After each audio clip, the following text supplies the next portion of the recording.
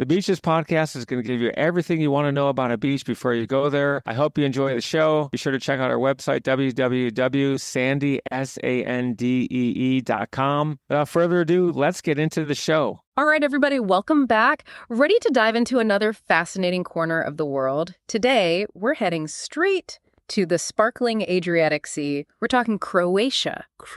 And specifically, its incredible coastline. Now, I know what you might be thinking.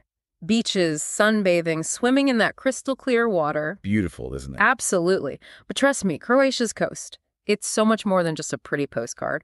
We're talking ancient history, stunning national parks, islands, more islands than you can shake a stick at. Over 1,000. Can you imagine that? Over 1,000 islands. All right, you've got to tell me more about that. Before we get lost at sea, though, let's set the scene a little. Yeah. So Croatia, it's right there in the heart of the Mediterranean, right? Right in the thick of it. And its coastline, it's seen it all. Empires rising and falling, cultures blending, you name it, all leaving their mark on those shores.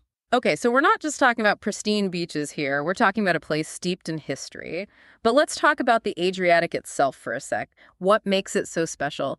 You mentioned something about crystal clear water. Oh, the water is something else. Imagine this. You're sailing on waters so clear, you can practically count the fish swimming below.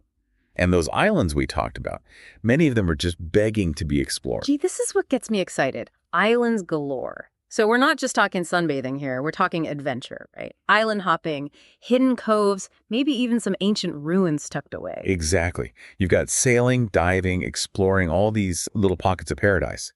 And for the history buffs listening, imagine stepping off your boat and straight into a medieval town. Croatia's coastline is like a living museum. Okay, you said medieval town. You've got my attention. Any specific spots that come to mind? Places our listeners absolutely shouldn't miss? Well, for starters, there's Split. Now, Split is a bustling city right on the coast. But what makes it truly special is Diocletian's palace.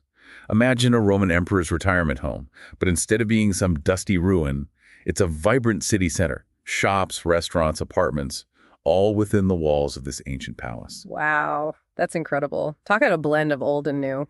Okay, so we've got history covered, but you mentioned national parks earlier. I'm picturing mountains plunging into the sea, forests teeming with life. Am I on the right track? You're getting warmer. Croatia's coastline is full of natural wonders. And yes, you've got those dramatic mountains, lush forests. But one place you absolutely have to see is Plitvice Lakes National Park. Oh, I've heard of this. Isn't that the one with the cascading waterfalls and those incredible blue lakes? That's the one. Picture this. 16 lakes, all interconnected by waterfalls, surrounded by these lush forests. It's like something out of a fairy tale. Now, it's not directly on the coast. Okay. But trust me, it's worth the trip.